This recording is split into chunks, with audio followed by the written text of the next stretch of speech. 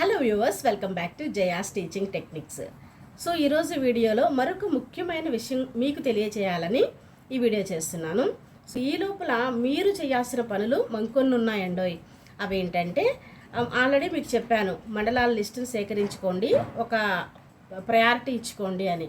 అలాగే నిన్న పెట్టిన వీడియోలో కూడా స్కూల్స్ యొక్క స్ట్రక్చర్ గురించి ఒక అవగాహనతో ఉండండి. ఎందుకంటే ఈ విషయాలన్నీ తెలిస్తేనే కానీ రేపు మీరు కౌన్సిలింగ్లో ఒక మంచి ప్లేస్ కోరుకుని మీరు జాబ్ని పీస్ఫుల్గా చేసుకోవడానికి అవకాశం ఉంటుంది. కాబట్టి ఇంకొక ముఖ్యమైన విషయం ఈరోజు వీడియోలో చెప్తున్నాను. అదేంటంటే ఏవి కోరుకోవాలి అంటే, మీకు ప్రిఫరెన్షియల్ ఆర్డర్ ఇచ్చారు కదా అప్లికేషన్ పెట్టేటప్పుడు. ఏం పెట్టారు? లోకల్ బాడీస్, మున్సిపల్ బాడీస్, అలాగే మున్సిపల్ కార్పొరేషన్స్ అని, అలాగే గవర్నమెంట్ స్కూల్స్ అని మొత్తం 4 రకాలు ఉన్నాయి కదా. మరి ఏది ముందు ఇవ్వాలి, దేనికి ప్రిఫరెన్స్ ఇవ్వాలి? లోకల్ బాడీ పెట్టుకుంటే లాభమా, మున్సిపాలిటీ పెట్టుకుంటే లాభమా, గవర్నమెంట్ స్కూలా, లేకపోతే కార్పొరేషనా? సో మరి ఏది కోరుకోవాలి అనేది ఒక చిన్న సందేహం మీ అందరికీ ఉంది. చాలామంది అడుగుతున్నారు, మేడం ఒక వీడియో చేయండి, ఏది ఇవ్వాలనేది తెలియటం లేదని చెప్పి. అయితే సరే, ఈరోజు నాకు తెలిసినటువంటి ఇన్ఫర్మేషన్ని మీ ముందు చెప్తాను. మీరు ఏదైనా సరే, ఇప్పుడు నేను చెప్పి ఈ 4 స్కూల్స్లో ఒక మైనస్ ఉంటుంది, ఒక ప్లస్ ఉంటుంది. సో అదేంటంటే మన యొక్క పర్సనల్ ఇదిని బట్టి, అంటే మన యొక్క అవసరాన్ని బట్టి, మనం ఉండే ఊరిని బట్టి, మనం ఉండే మండలాన్ని బట్టి, మన యొక్క పర్సనల్ ఇంట్లో ఫ్యామిలీని బట్టి కూడా మనం నిర్ణయం తీసుకోవాల్సి ఉంటుంది. అంటే ఇప్పుడు మనం ఒక ఊర్లో ఉంటామండి, అక్కడ ఆల్రెడీ సెటిల్ అయిపోయి ఉంటాం. ఒక విలేజ్లో ఒక ఇల్లు కట్టేసుకుంటాము, లేకపోతే అక్కడ మన ఫ్యామిలీలో మన వైఫో లేకపోతే హస్బెండ్ ఎవరో ఒకళ్ళు ఒక జాబ్లో సెటిల్ అయిపోయి ఉంటారు.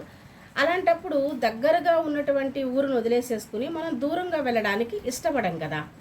సో దాన్ని కూడా మైండ్లో పెట్టుకోవాలి మీరు. అలాగే ఆల్రెడీ మన పిల్లలు ఒక మంచి స్కూల్లో జాయిన్ అయిపోయి లేదా కాలేజీలో జాయిన్ అయిపోయి చదువుతూ ఉంటారు. సో మరి దానికి కూడా మనం ఇంపార్టెన్స్ ఇచ్చుకుని ప్లేస్ కోరుకోవాల్సి ఉంటుంది. సో ఇక్కడ ఏంటనేదండి, ప్రిఫరెన్స్ ఇవ్వటం అనేది ఒక అంశం మీద ఉండదు. మన పర్సనల్ ఇంట్లో ఫ్యామిలీ యొక్క సిచ్యువేషన్ని బట్టి మనమే సెలెక్ట్ చేసుకోవాలి. అది ఒకళ్ళు చెప్పేది కాదు.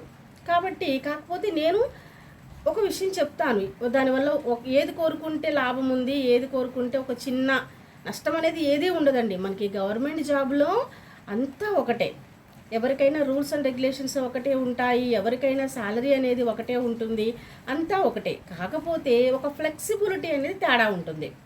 సో ఆ ఫ్లెక్సిబిలిటీ ఏంటి అనేది నేను వివరంగా చెప్తాను. దాన్ని బట్టి మీరు డెసిషన్ తీసుకోండి ఏది కోరుకోవాలి అనేది. ఓకేనా? నేను చెప్పిన పాయింట్ మీకు అర్థమైంది అనుకుంటున్నా. ఓకే సరే. అయితే ఇప్పుడు ఏంటంటే, first for example government schools అంటే ప్రభుత్వ పాఠశాలలు. సో ఈ ప్రభుత్వ పాఠశాలలు అనేవి ఏంటంటే జిల్లా మొత్తంలో కొన్ని మాత్రమే ఉంటాయి, తక్కువ ఉంటాయి అన్నమాట. ప్రతి జిల్లాలోనూ ఉంటాయి, కానీ లిమిటెడ్గా సింగిల్ డిజిట్లో ఉంటాయి, ఒక 10 లోపే ఉండొచ్చు బహుశా. సో వీటిని కోరుకోవచ్చు. వీటిని కోరుకునే వాళ్ళు చాలా వరకు కొంతమంది ఫస్ట్ ఆఫ్ ఆల్ వీటికే ప్రిఫరెన్స్ ఇస్తారు. ఎందుకంటే తక్కువే ఉంటాయి కాబట్టి ఈ ప్లేసెస్లో కనుక మనం జాబ్ చేస్తూ ఉన్నట్లయితే ప్రభుత్వ పాఠశాలలో మనకి ట్రాన్స్ఫర్ అవడానికి కూడా కొంచెం ఈజీగా ఉంటుంది. అలాగే త్వరగా ప్రమోషన్స్ వచ్చే అవకాశం కూడా ఉంటుంది. ఇది ఒక ప్లస్ ప్రభుత్వ పాఠశాలలో చేయటం మూలంగా త్వరగా ప్రమోషన్స్ వచ్చి హయ్యర్ గ్రేడ్కి వెళ్ళే అవకాశం ఉంటుంది. ఆ తర్వాత ఏంటంటే రెండవది, ఎక్కువ మందిగా నెక్స్ట్ ప్రిఫరెన్స్ ఇచ్చుకునేది ఏంటంటే మున్సిపాలిటీ స్కూల్స్. సో ఈ మున్సిపాలిటీ స్కూల్స్ ఏంటంటే మున్సిపాలిటీ స్కూల్స్ ఉంటాయి, అలాగే మున్సిపల్ కార్పొరేషన్ స్కూల్స్ ఉంటాయి. మ్యాక్సిమం ఒక 3-4 కార్పొరేషన్లే ఉంటాయి. సో ఈ కార్పొరేషన్స్ అన్నప్పుడు ఏంటంటే మీరు ఆ కార్పొరేషన్లో అక్కడ మాత్రమే, ఆ మున్సిపాలిటీ ఏరియాలోనే మీకు ప్లేస్ అనేది దొరుకుతుంది. ఇదిలో ఆ మున్సిపల్ కార్పొరేషన్ పరిధిలో మీకు అనుకూలమైన స్కూల్ కానీ ఎక్కడ వేకెన్సీ కానీ లేదు అనుకున్నప్పుడు, అదే జిల్లాలో ఇంకొక మున్సిపాలిటీ ఉందనుకోండి. సో ఆ జిల్లాలో 2-3 మున్సిపాలిటీస్ ఉన్నాయి అనుకోండి, మీరు ఇంకో మున్సిపాలిటీనైనా కోరుకోవచ్చు. అంటే మీరు ఒక మున్సిపాలిటీలో అయినా అక్కడక్కడైనా వేరే స్కూల్ కంటే ఒక మున్సిపాలిటీలో 3-4 స్కూల్స్ ఉండొచ్చు, 5-6 ఉండొచ్చు, అలా ఉంటాయి కదా. సో మీరు ఒక స్కూల్ నుంచి ఇంకొక స్కూల్కి మారుతూ ఉండొచ్చు, అటు వాళ్ళు ఇటు వస్తూ ఉంటారు, ఈ స్కూల్ నుంచి ఆ స్కూల్కి వెళ్తూ ఉంటారు. సో ఎక్కువ కాలం ఒకే మున్సిపాలిటీ పరిధిలో మీరు జాబ్ చేయడానికి అవకాశం ఉంటుంది. ఎక్కువగా అందరూ ఏంటంటే అందుకని మున్సిపాలిటీ స్కూల్ ఫస్ట్ ప్రిఫరెన్స్ ఇవ్వడానికి కోరుకుంటారు. అంతే మనం ఒక ప్లేస్లో సెటిల్ అయిపోవటానికి అవకాశం ఉంటుంది. అంటే ఫర్ ఎగ్జాంపుల్ మనం అక్కడ ఒక ఇల్లు కొనేసుకుని ఉండాలి అనుకుంటున్నాం అనుకో, పర్మనెంట్గా ఇల్లు కొనుక్కుని ఉండిపోవచ్చు. ఎందుకంటే ఆ ఊరిని వదిలి వేరే చోటుకి వెళ్ళాం కాబట్టి. లేదా మన పిల్లల్ని మంచి కాలేజీలో జాయిన్ చేయాలనుకున్నప్పుడు ఆ మున్సిపాలిటీ పరిధిలో ఉన్న మంచి స్కూల్లోనో కాలేజీలోనో జాయిన్ చేసి అక్కడ మనం ఉండొచ్చు. లేదా మన పేరెంట్స్ ఎవరైనా పెద్దవాళ్ళు ఉంటే వాళ్ళని కూడా చూసుకుంటూ మనం అక్కడ ఉండొచ్చు. సో ఇది ఒక ప్లస్ అనమాట ఒక మున్సిపాలిటీ స్కూల్ కోరుకుంటే. ఇంకొకటి ఏంటంటే మున్సిపాలిటీ స్కూల్స్లో ఎవరైతే పనిచేస్తారో వాళ్ళకి హెచ్ఆర్ఏ ఎక్కువ ఉంటుంది. అంటే హౌస్ రెంట్ అలవెన్స్ వాళ్ళకి ఏంటంటే మామూలుగా అయితే లోకల్ బాడీస్లో చేసే వాళ్ళకంటే ఈ మున్సిపాలిటీ పరిధిలో చేసే స్కూల్స్కి, ఎందుకంటే మీరు మున్సిపాలిటీలో రెంట్లు ఎక్కువ ఉంటాయి కాబట్టి ఇంటికి మీకు హెచ్ఆర్ఏ ఎక్కువ ఇస్తారు రెంట్. సో 14% ఇస్తారు కొన్ని మున్సిపాలిటీస్కి. ఓకేనా, వాళ్ళకంటే 2% ఎక్కువ ఉంటుంది కాబట్టి జీతం పరంగా కూడా ఒక 1000-1500 కూడా ఎక్కువే వస్తుంది. ఇది ఒక బెనిఫిట్. సో ఓకేనా. సో మున్సిపాలిటీలు కూడా చాలామంది ఏంటంటే ఫస్ట్ ప్రిఫరెన్స్ ఇచ్చుకుంటానికి అవకాశం ఉంటుంది. ఎక్కువగా మ్యాక్సిమం టౌన్లోనే ఉండాలి ఇష్టపడే వాళ్ళు, మేము టౌన్లోనే సెటిల్ అవ్వాలి, ఇక్కడ దొరికితే బాగుండి ఇక్కడ సెటిల్ అయిపోవచ్చు అనుకునే వాళ్ళు ఇలాంటి మున్సిపాలిటీస్ కోరుకుంటారు. సో అది కూడా కొంతమంది పర్సనల్గా ఆలోచించుకుంటారు, నిర్ణయం తీసుకుంటారు. ఓకే, ఇప్పుడు మున్సిపల్ బాడీస్ అన్నమాట. ఈ మున్సిపల్ బాడీస్ కూడా ఏంటంటే ఒక జిల్లాలో మున్సిపాలిటీస్ అనేవి తక్కువ ఉంటాయి. సో ఎవరికైనా సాలరీ బేసిక్ పే అనేది ఒకటే ఉంటుంది. లోకల్ బాడీస్ వాళ్ళకైనా మున్సిపాలిటీస్కైనా ఎవరికైనా బేసిక్ అనేది ఒకటే, అందరూ తేడా ఉండదు. డిజిగ్నేషన్ ఎస్జిటి వాళ్ళకి ఇంతే స్కేల్ అనే ఉంటుంది, స్కూల్ అసిస్టెంట్ వాళ్ళకి ఇంతే అని ఉంటుంది, అందులో తేడా ఏమీ ఉండదు. ఆ తర్వాత ఏంటంటే ఈ మున్సిపాలిటీలో చేసే వాళ్ళకి ఏంటంటే కొంచెం హెచ్ఆర్ఏ అనేది 2% ఎక్కువ ఉంటుంది. ఓకేనా. సో ఇది మున్సిపాలిటీ స్కూల్స్ యొక్క ప్లస్లు. ఓకే, మైనస్ ఏంటంటే మనకి ఎంత హెచ్ఆర్ఏ ఇచ్చినా సరే మున్సిపాలిటీస్లో ఉంటే కనుక కాస్ట్ ఆఫ్ లివింగ్ ఎప్పుడు కూడా ఎక్కువ ఉంటుంది. రెంట్స్ ఎక్కువ ఉండవచ్చు, అలాగే ట్రావెలింగ్స్ ఎక్కువ ఉండవచ్చు, స్కూల్ ఫీజులు ఎక్కువ ఉండవచ్చు, అలాగే ఇంకా రకరకాలైనటువంటి కాస్ట్ ఆఫ్ లివింగ్ అనేది కొంచెం ఎక్కువ ఉంటుంది. సో దాన్ని కూడా కొంతమంది ఏంటంటే ఆలోచించుకుంటారు. ఓకేనా. నెక్స్ట్ ఏంటంటే లోకల్ బాడీస్. సో ఎందుకంటే ఇవి చాలా ప్రధానమైనవి. ఎందుకంటే maximum schools 80% of the schools అన్నీ కూడా లోకల్ బాడీస్లోనే ఉంటాయి. సో నేను ఇందాక చెప్పినటువంటి మున్సిపాలిటీ స్కూల్స్లో కానీ, మున్సిపల్ కార్పొరేషన్స్లో కానీ, గవర్నమెంట్ స్కూల్స్లో కానీ ఓవరాల్గా మొత్తం చూసుకుంటే 20% ఆఫ్ ద స్కూల్స్ మాత్రమే అందులో ఉంటాయి. So remaining 80% of the schools అన్నీ కూడా మనకి ఈ లోకల్ బాడీస్లోనే ఉంటాయి. అంటే మండల పరిషత్ స్కూల్స్ అన్నమాట.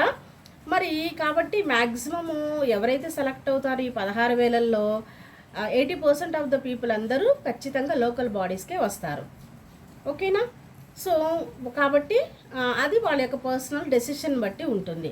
సో మరి ఇప్పుడు ఈ లోకల్ బాడీస్ గురించి చెప్తాను. ఈ లోకల్ బాడీస్ అంటే మండల ఎంపీపీ స్కూల్స్ ఉంటాయి, ఇందులోనే ఎంపీయూపీ స్కూల్స్ ఉంటాయి, అలాగే జడ్పీ హై స్కూల్స్ ఉంటాయి, జిల్లా పరిషత్ హై స్కూల్స్ ఉంటాయి. సో మీకు నేను 9 రకాల స్కూల్స్ చెప్పాను. మీరు రేపు మీకు కౌన్సిలింగ్లో 9 రకాల స్కూల్స్ పేర్లతో మెన్షన్ చేసి అడిగినా అలా అయినా కొత్త పేర్లతో అడగొచ్చు. లేదా పాత పేర్లలో లాగానే MPP school, MPUP school, ZP high school అని కూడా అడగొచ్చు. ఎలా అడిగినా మీరు తెలుసుకుని ఉండండి. కొత్త రకాల పేర్లు, పాత పేర్లు కూడా స్కూల్ పేర్లు అనమాట. సో ఇప్పుడు ఇదేంటి లోకల్ బాడీస్లో స్కూల్స్ ఏంటి, ఎక్కువ స్కూల్స్ ఉంటాయి, ఎక్కువగా అన్నీ కూడా విలేజెస్లో ఉంటాయి. సో మండల హెడ్ క్వార్టర్ ఉంటుంది. ఆ మండల హెడ్ క్వార్టర్లో కూడా ప్రైమరీ స్కూల్స్ ఉంటాయి, యూపీ స్కూల్ ఉంటాయి, అలాగే జడ్పీ హై స్కూల్స్ ఉంటాయి. సో ఆ మండల హెడ్ క్వార్టర్లో కొన్ని ఉంటాయి, మిగతా స్కూల్స్ అని ఆ మండల చుట్టుపక్కల ఉన్నటువంటి విలేజెస్ ఉంటాయి. ఒక 15-20 విలేజెస్ ఉంటాయి. ఆ విలేజెస్లో మిగిలినటువంటి ప్రైమరీ స్కూల్స్ కానీ, లేకపోతే హై స్కూల్ కానీ, యూపీ స్కూల్స్ కానీ అన్నీ లొకేట్ అయ్యి ఉంటాయి. సో మీరు ఈ విలేజెస్లోనే ఈ స్కూల్స్ అన్నీ ఉంటాయి కాబట్టి ఖచ్చితంగా మీరు విలేజెస్లో పనిచేయాల్సి ఉంటుంది. సో 80% ఆఫ్ ద టీచర్స్ అందరూ కూడా విలేజెస్లోనే వర్క్ చేస్తున్నారు. ఎందుకంటే విలేజెస్లోనే చిల్డ్రన్ ఎక్కువ ఉంటారు కాబట్టి అక్కడే చాలా నీడ్ ఉంటుంది కాబట్టి స్కూల్స్ అన్నీ అక్కడే లొకేట్ అయి ఉంటాయి. సో లోకల్ బాడీస్లో ఎవరైతే పనిచేస్తున్నారో వాళ్ళకి ఏంటంటే హెచ్ఆర్ఏ తక్కువ ఉంటుంది, 10 ఉంటుంది, కొన్నిటికేమో 12 ఉంటుంది. సో ఓకేనా. మున్సిపాలిటీలో వాళ్ళకంటే వీళ్ళకి ఒక 2% అనేది హెచ్ఆర్ఏ తక్కువ ఉంటుంది. ఓకే, కానీ విలేజ్లోనే ఖచ్చితంగా వర్క్ చేయాల్సి ఉంటుంది. ఓకే, సో ఎక్కువ స్కూల్స్ అన్నీ ఇక్కడే ఉంటాయి కాబట్టి మ్యాక్సిమం టీచర్స్ అందరూ కూడా విలేజెస్కే వస్తారు. సో దీన్ని కూడా అందరూ మైండ్లో ఫిక్స్ అయిపోయి ఉండండి. సో ఇవి మొత్తం ఇప్పటివరకు చెప్పినటువంటి 4 రకాల పాఠశాలలు. సో ఏమీ తేడా ఉండదండి.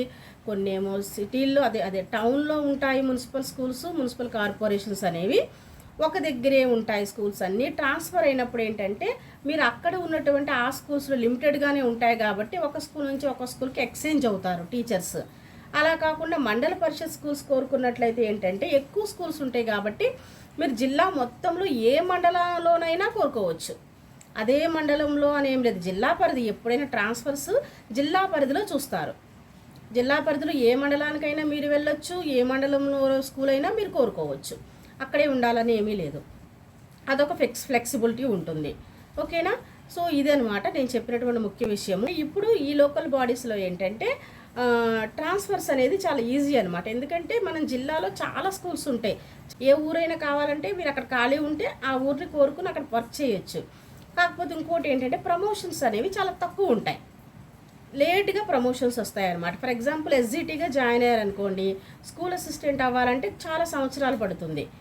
సో దానికి ఏంటంటే ఎందుకని ఎక్కువ మంది టీచర్స్ వర్క్ చేస్తారు కాబట్టి మనకంటే ముందు సీనియర్స్ చాలామంది ఉంటారు కాబట్టి వాళ్ళందరూ ప్రమోషన్లు పొందుతూ ఒక్కొక్కరు ముందుకెళ్తూ ఉంటారు.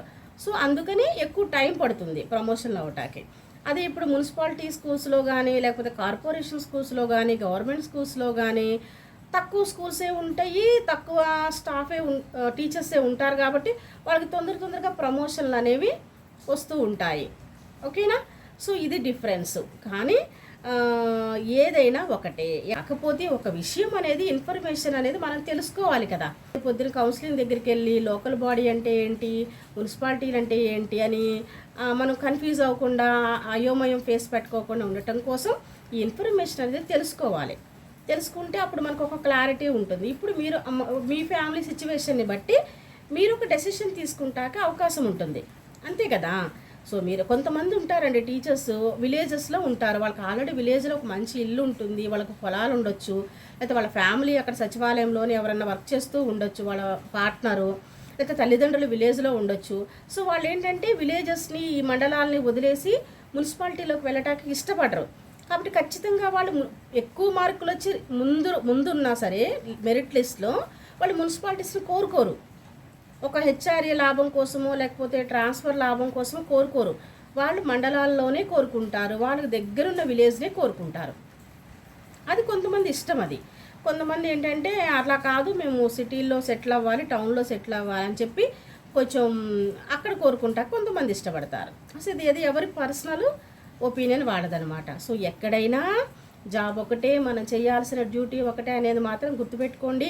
మీ అందరికీ వీటి గురించి ఒక అవగాహన అనేది వచ్చింది అనుకుంటున్నాను. సో నెక్స్ట్ వీడియోలో మీకు కేటగిరీస్ గురించి కూడా ఒక వీడియో చెప్తాను, దాని గురించి కూడా ఒక అవగాహన చేసుకుని ఉండండి.